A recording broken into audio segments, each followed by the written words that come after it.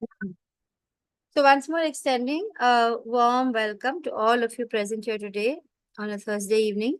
So we are into chapter 13. Chapter 13 basically is the question related to nature, the enjoyer, and the consciousness. So Prakriti, and we already looked at Kshetra and Kshetragya in great detail last time. So now let's look at the slideshow. Yeah. So now let's look at the answer to question 20 and 21. Before we continue with the class, I offer my humble obeisances to the beautiful deities of Sri Sri Radha Govinda Temple, to Srila Prabhupada, the founder Acharya, his disciple, His Holiness Jayapataka Swami Guru Maharaj, and his disciple, Temple President, His Grace Namnishtha Das, and my Guru Aishwarya Mataji. नम ओम विष्णु पादाय कृष्ण प्रेष्ठाय भूतले श्रीमते भक्ति वेदांत स्वामिन इति नामिने नामस्ते सारस्वती देवी गौरवाणी प्रचारणे निर्विशेष शून्यवादी पाश्चात्य देशतारिणे ओम अज्ञान तिमिरांधस्य ज्ञानांजन शलाकया चक्षुरुन्मीलितं येन तस्मै श्री गुरवे नमः नम ओम विष्णु पादाय कृष्ण प्रेष्ठाय भूतले श्रीमते भक्ति वेदांत स्वामिन इति नामिने नामस्ते सारस्वती देवी गौरवाणी प्रचारणे निर्विशेष शून्यवादी पाश्चात्य देश तारणे जय Shri Krishna Chaitanya I missed out all that. So Jai Shri Krishna Chaitanya Prabhu Nityananda Shri Advaita Gadadhara Shri Vasadi Gaura Bhakta Vrinda Hare Krishna Krishna Krishna Hare Hare Hare Ram Ram Ram Hare Hare. I shortened the prayer a little. So we looked at the first verse where Arjuna asks what is Prakriti, what is Purusha, what is Kshetra, Kshetragya, Jnanam and Geyam. And Srila Prabhupada answers these questions in great detail, trying to reinforce through these answers the importance of identifying ourselves with our soul and knowing that they are two different things. Kshetra and Kshetragya are two different things. You can't consider yourself to be the body, which is what several people, like, we do have a tendency to think that we are body. That's because of our identification with our body and our bodily physical needs and desires. So when we stop doing that, it makes a huge difference. So that is why there's that length description related to that. And then 13.2 to 7, initially Krishna begins by answering what is Kshetragya and Jnanam, and also Geyam, what is worth knowing. 13.8 to 12, we looked at how Krishna answers again what is Jnanam, and with all those different qualities. We looked at how it is important to try to imbibe those qualities so that we understand Krishna. And 13.13 to 19 was an answer to what is Geyam, what is the basic object of knowledge, which is Krishna. Now we are going to look at 13.20 to 26, where Krishna will explain Prakriti and Purusha in more detail, and he will explain about their union, followed by what is Jnana Chakshu. So once you get this knowledge and you really understand it very well, then you have this ability to look at everything around you with a Jnana Chakshu, or the vision of knowledge. So as we have seen, the Prakriti and Purusha, the first two questions are going to be answered now in 13.20 to 26. The earlier verses had explained the other points. So now we are going to look at 13.20 to 26. So let's look at 13.20 first, where Lord Krishna is explaining the Prakriti and Purusha. Prakritim Purusham Chaiva Vidyanadi Ubhavapi विकारांश गुणांश्चैव विद्धि प्रकृति संभवान. So it means material nature and the living entities should be understood to be beginningless. Their transformations and modes of matter are products of material nature. So now he's explaining Prakriti. The question is, what is Purusha and what is Prakriti?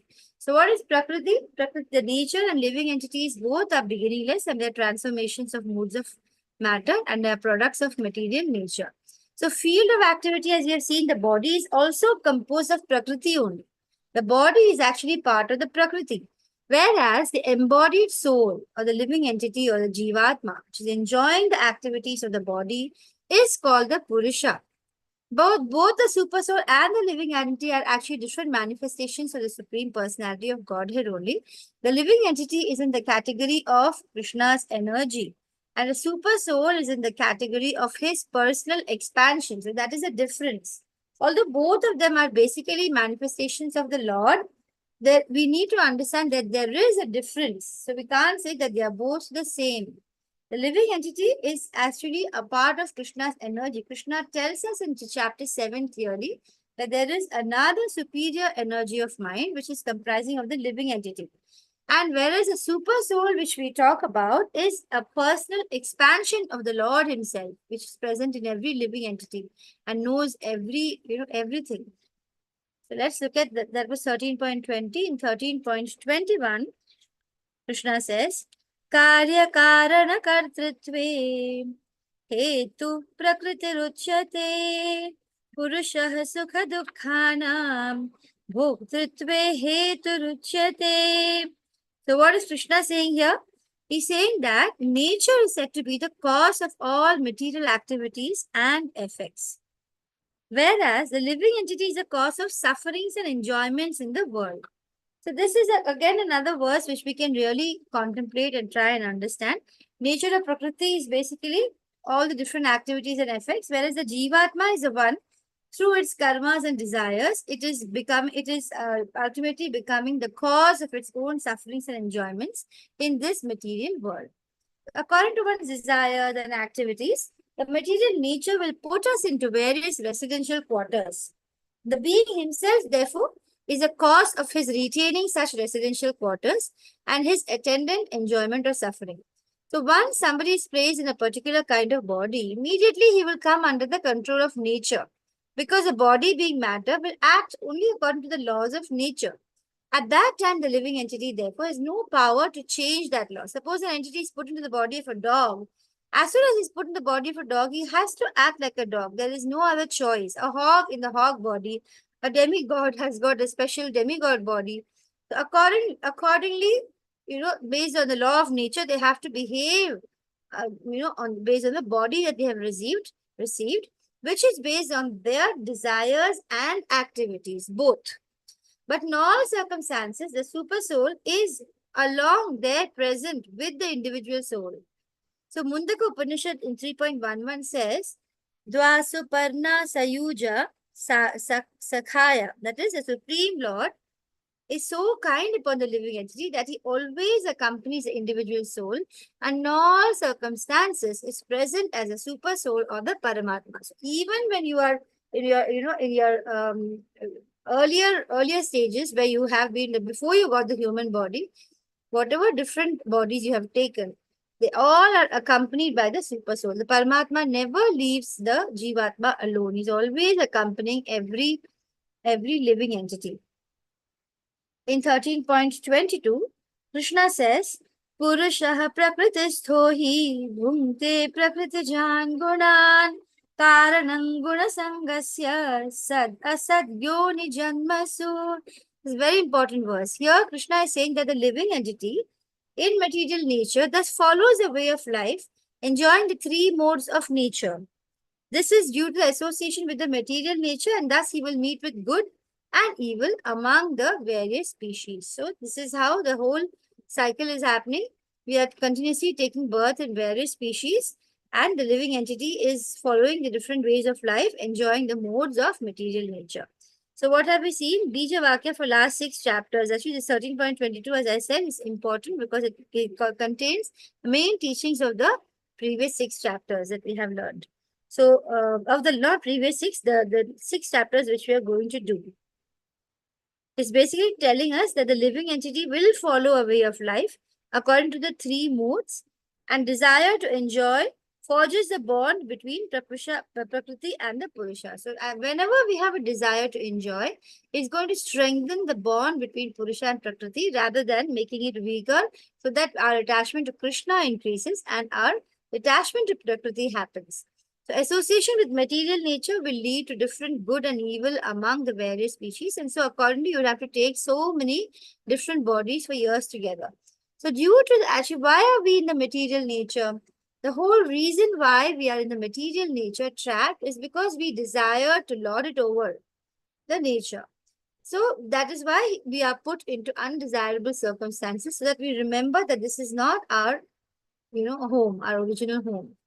As per the different desires that the entity has, he could be born even as a demigod or a man, a beast, a bird, a worm, an aquatic, a saintly man, or a bug. So this is what is happening. In all cases, a living entity thinks that he is lording over the nature.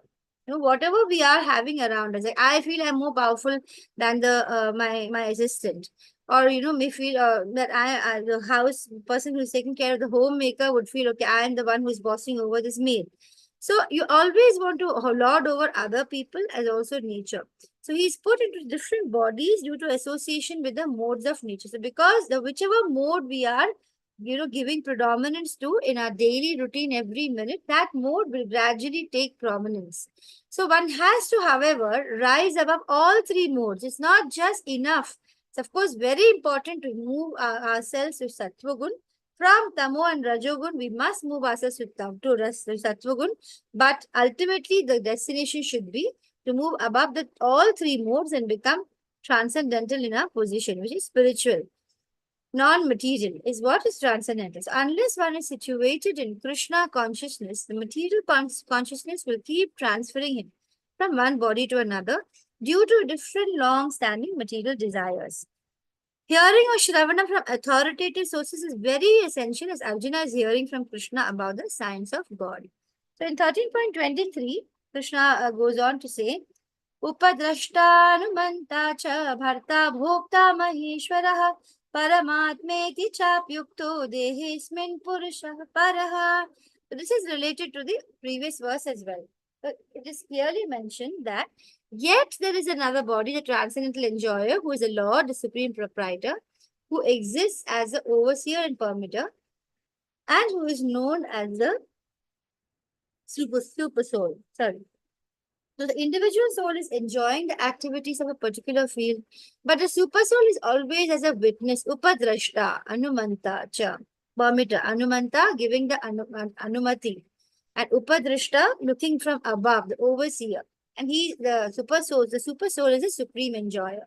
So he is Paramatma, not just Atma. Para means transcendental. So Atma and Paramatma are clearly different. The super soul of Paramatma has its legs and hands everywhere, while the individual soul is just inside within that body.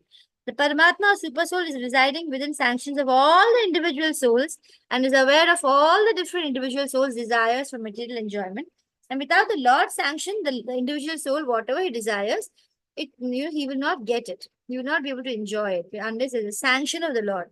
So the individual is therefore bhukta or sustained, whereas the Lord is the bhukta or the maintainer. So Lord is staying within all the innumerable living entities, and the Lord is always a friend. Yet the living entity has a tendency to reject the sanction of the Lord, pretending that, actually I am independent, I don't need the Lord, because that's the attitude which has brought us here in the first place. We are not able to enjoy the peaceful spiritual planet because we are causing disturbance with this stupid nature of ours. We want to lord it over and we want to reject the sanction of the Lord and we want to act independently in an attempt to dominate nature. Due to his propensity, he is called, because of his propensity, we have now been converted into marginal energy where we can either be situated in totally material energy or we can move towards the spiritual energy. So we have a choice. As long as we are conditioned by material energy, the Supreme Lord, as his friend, the Super Soul, he stays with him just to get him to return to spiritual energy, to spiritual energy, just as a guru within your heart. The Paramatma will guide us and take us to a guru without, that is in the outer world, and then we are led to understand what is our real identity.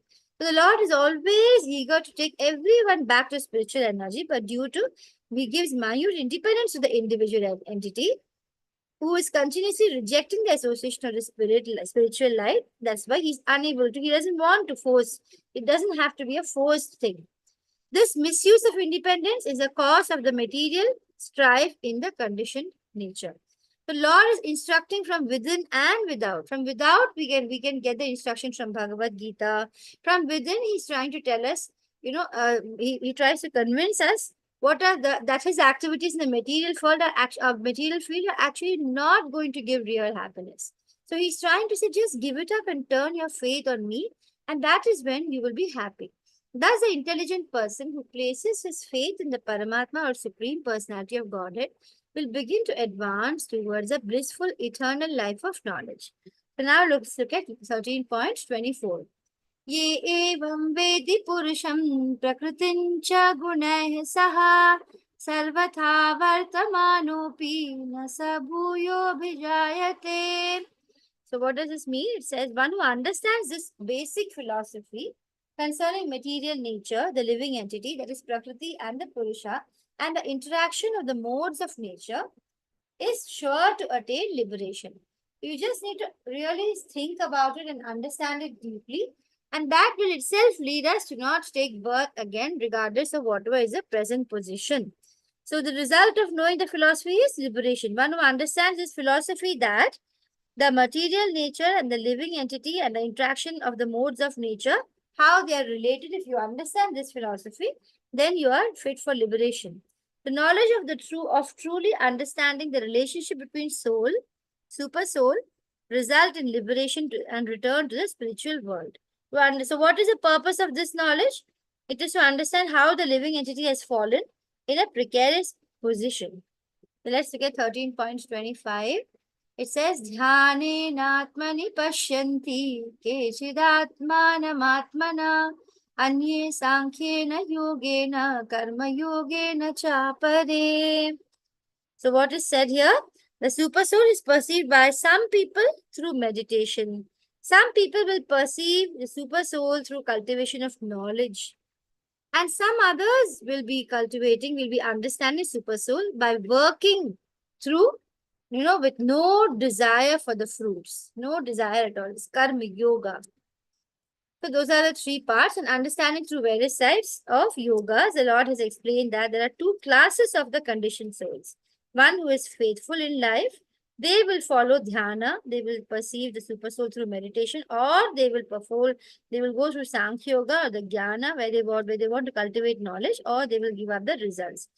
Now, who are the other types of conditioned souls who don't do dhyana also, Sankhya also, karma also? None of them they are doing. Such people are the atheists, agnostics, the skeptics, and they are beyond the sense of spiritual understanding. They will not be able to understand spirituality, and it also includes those people. In fact, Srila Prabhupada puts the people who believe in the doctrine of monism as agnostics or atheists, and he says that it's the most dangerous thing to happen because you are still wanting to lord it over and be God Himself.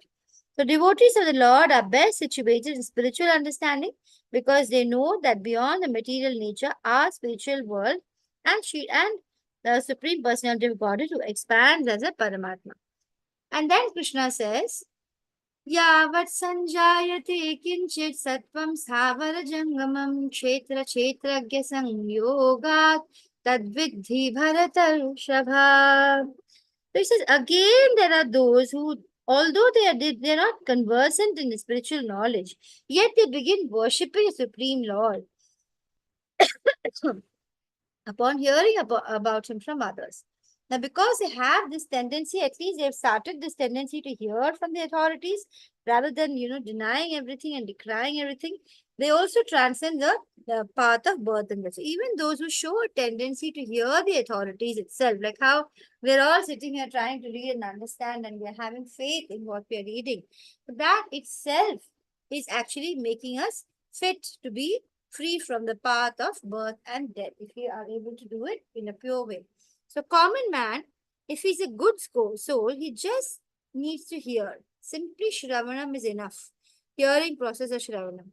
So, Lord Chaitanya, he preached Krishna consciousness all over the world and he gave stress to hearing. Lord Chaitanya emphasizes on hearing the transcendental vibration. Hare Krishna, Krishna Krishna, Hare Hare, Hare Rama, Rama Rama, Hare. On hearing from realized souls, gradually worship of the Supreme Lord will follow. So just simply by hearing itself, you are now led to understand the Supreme Personality, the person who is God. Although the common man is often not as capable as the so-called philosophers. So faithful hearing from authoritative persons will help us to transcend and go back to Godhead. So that is all there is to understand from 13:20 to 26, where Krishna explains what is Prakriti and what is Purusha. So we have completed with all, Krishna has answered all the questions. And now he talks a little bit extra about Jnana Chakshu, or the vision of knowledge. What is Jnana Chakshu? Let's look at 13.27 to 35. Let's say 13.27 first. It says, one who can see the super soul, living entities, and material nature in their proper perspective sees through the eyes of knowledge. So, yavat sanjayate kinchit satvam savar jangamam kshetra kshetragya samyoga tadvidhi bharatarshava. O chief of Bharatas, Bharatarshava, know that whatever you see in existence, both moving and non-moving, is actually simply a combination of the field of activities, that is Prakriti, and the knower of the field, that is Purusha. It's because of the interaction that we see all the different things around us. Whatever is created is just a combination of these. Without the touch of superior nature, the living entity cannot grow, cannot be a living entity. There are many manifestations of the Lord, that is of the superior nature. What are they? They can be trees, mountains, hills, which are not moving. There may be existences which are moving. All of them are combinations of material nature and a superior nature, which is a living entity. Interaction between material nature and spiritual nature is eternally going on, and it is affected by the Supreme Lord, who is a controller of the superior and the inferior natures. The material natures are created by him, and the superior nature is placed in this material nature, and thus all activities and manifestations take place. So, the material nature, consisting of three modes, is created by Krishna only, and the superior nature is placed in the material nature. The Jivatma is placed there so that all the activities and manifestations can take place. So, in 13.27, what have we understood? Spiritualized, realized persons can distinguish between spirit and matter, between moving, non-moving, and only then when you're able to at least put a full stop to that flow of thoughts and understand that whatever you see in this existence, whether it is moving or non-moving, is basically a combination of the field of activities and the knower of the field, which we looked at in great detail in the last class. The 13.28 is again really, really important. Now we're talking about Jnana Chakshu, right? So this is what is the eyes of knowledgeable person. That's how he sees. How does he see? Samam sarveshu bhuteshu tishtantam parameshwaram vinashan swavinashantam yah pashyati sapashyati. So one who sees a super soul accompanying the individual soul in all the bodies, Samam Sarveshu Bhuteshu Krishnatam Parameshwar, and who understands that neither the soul nor super soul is ever destroyed. Vinashatsva, Avinashantam. Yeah, if you're able to see this, that means you're able to see what is to be seen. You are also got already the eyes of knowledge. You're able to see everything around you with special eyes. So text point 28, one who sees the indescribable super soul always accompanying the indestructible individual soul in all bodies, that is who is a Jnana Chakshu, actual seer. How is such vision possible? Only when you have good association with real knower of spiritual subjects. And who is a man in real knowledge? One who can see things in its proper perspective. That is, what is the body? And then the proprietor is the soul. And there is a super soul, which is like a friend to us. Those who are ignorant, they think that when the body is destroyed, finished. Everything is finished. But actually, after destruction of body, soul and super soul do exist. They go on eternally varying in different kinds of forms. Both super soul and individual soul continue. They're not destroyed. One can see in this way and can actually see what is happening. One who sees the super soul everywhere in every living being does not degrade himself. Thus, he approaches the transcendental destination. What is 13.29? It says, Samam pashyan hi sarvatra samavasthitam ishwaram nahi nastyatmanatmanan tato yati parangatim. It means that, like I just said, a super soul sees the Jivatma, the living being, is able to see super soul present everywhere, and he does not degrade himself by his mind, and thus he approaches the transcendental destination. The actual seer.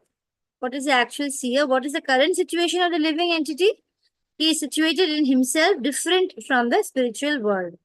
What is the role of the mind in the whole thing? The mind is addicted to sense gratification, which binds us to the the lower levels of the material world.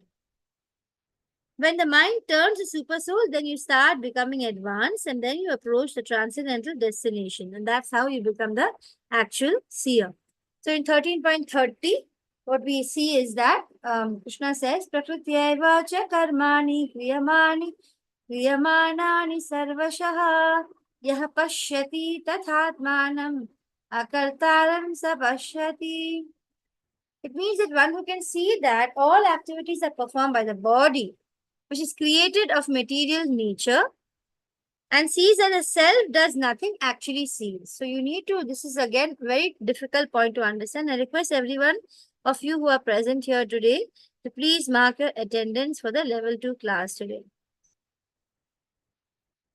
So it means that one who can see that the activities are performed by body, and it's not that you are solely responsible for them. And the body is created of material nature, and then that person is able to see the self, is able to see that the self is actually not doing anything. And then seeing that is called the Jnana Chakshus. The body is made of material nature.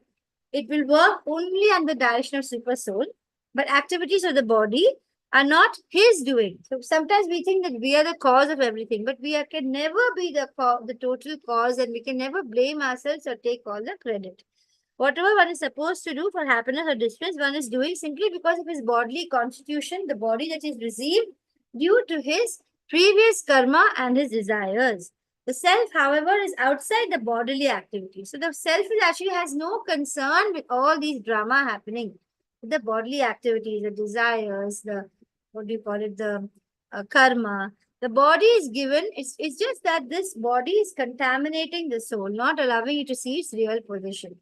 So the body is given according to a past desire. Practically speaking, the body is simply a machine which the Supreme Lord is designing simply to fulfill our desires. And we are stupidly going on desiring things in the material world, not realizing that this is nothing is permanent.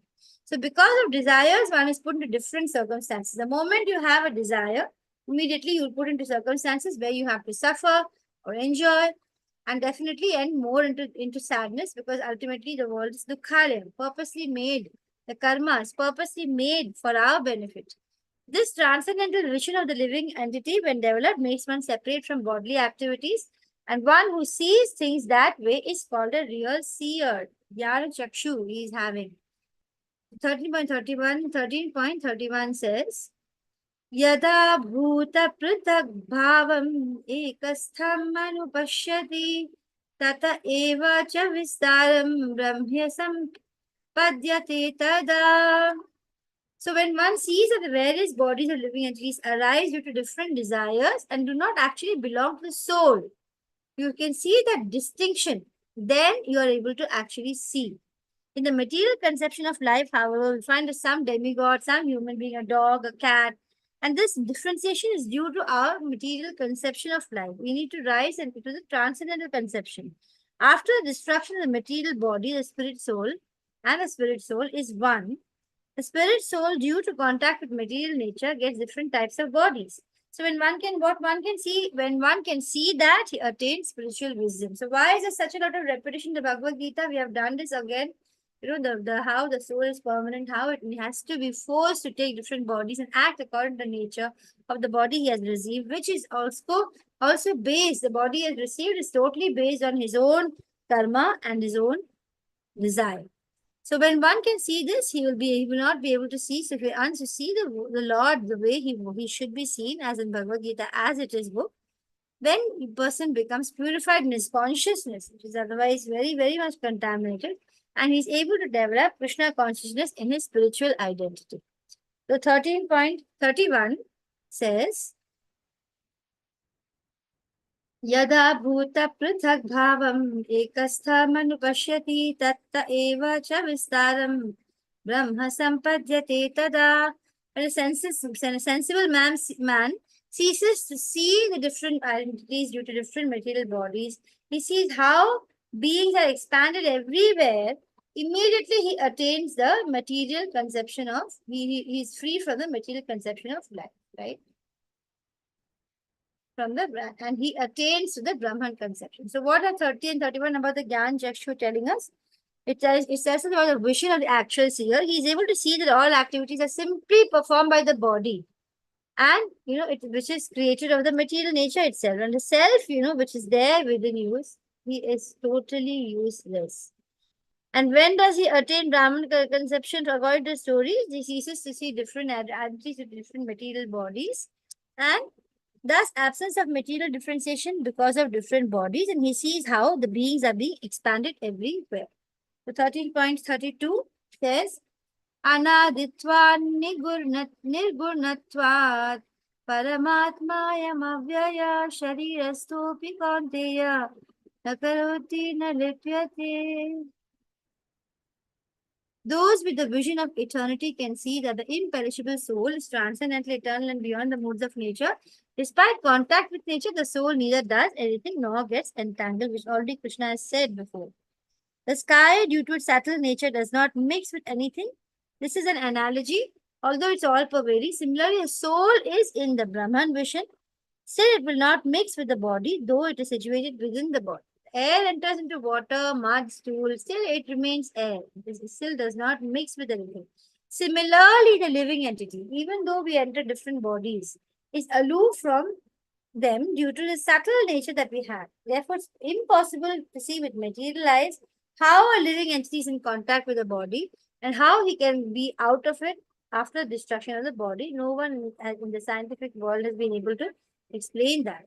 The 13.34 says, Yatha prakashayatyekah krishnam lokavimam ravi kshetram kshetri tatha krishnam prakashayati bharata.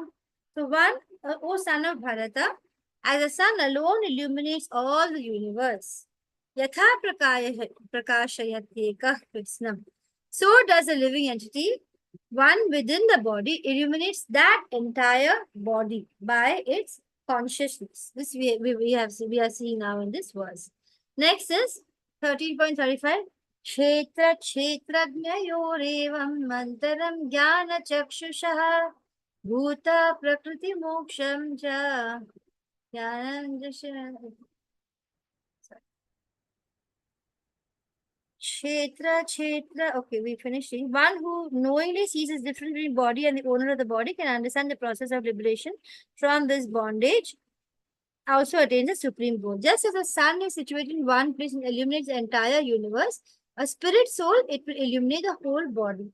Consciousness is proof of the presence of soul, as sunshine or light is the proof of the presence of the sun. When the soul is present in the body, there is consciousness. As soon as the soul goes away, it's just like a dead body. Consciousness is not like a dead, it is a dead body. So actually the body is jada. It's got no life. Consciousness is the reason why it is the living. It is moving around and behaving the way it is. Consciousness, although qualitatively one with the Supreme Lord, it is not in quality. In quantity, it can never be one. Supersoul situated in bodies is a friend of all living bodies. That is a difference. And this is the last verse, 13.35. Kshetra kshetrajnayorevam nantaram jnana jnana chakshusha bhuta prakriti mokshancha ye viduryanti te param. Those who see with eyes of knowledge the difference between the body and the knower of the body and can understand the process of liberation from bondage in the material nature will definitely attain to the supreme goal. So this is what the Jnana, having a Jnana Chakshu does. If you have the Jnana Chakshu, you will start seeing everything with knowledge and the difference between the body and the knower of the body, the process of liberation from this bondage, how it will result with your love for Krishna and how you will attain the supreme goal, which is understanding that Krishna is everything and loving him. Right? This chapter therefore elaborates the distinction between the body, the owner of the body, and supersoul. It's recognizing the process of liberation described in verses 8 to 12. One can reach the supreme destination. How one should be in good association, very important. Without devotee association, you cannot understand Krishna. We have to hear from them constantly. Should also accept a spiritual master to learn to distinguish between matter and spirit and therefore attain spiritual realization. So one can understand that this body is matter or gross manifestation made of 24 elements, and a subtle manifestation is the mind and different psychological effects. Symptoms of life are the interaction of these features. So, but above all, the super soul and the soul, they are 2. These are the different understandings we have seen in this entire chapter. We have already completed all of them. Hare Krishna, Krishna Krishna, Hare Hare, Hare Ram, Ram Ram, Hare Hare. Vancha kalpatarubhyasya kripa sindhubhya eva patitanam pavanebhyo vaishnavibhyo namo namaha. I offer my respectful obeisances unto the Vaishnava devotees of the Lord. They are like desire trees and can fulfill the desires of anyone, and they are fully compassionate. They are full of compassion for the fallen condition of the souls. So I think today I'm ending the class a little early. Does anybody have something to share? We'll start chapter 14 tomorrow, which is about the 3 gunas. Chapter 14 is going to be a very detailed understanding of the different gunas. It is the chapter will be Gunatraya Vibhaga Yoga. That's the name of the chapter. We'll start that tomorrow. Thank you, Roma Mataji, Anjali Mataji, Virendra Prabhu, Ravi Prabhu. Have you marked your attendance? Anjali Mataji is very quiet for the past 2 classes.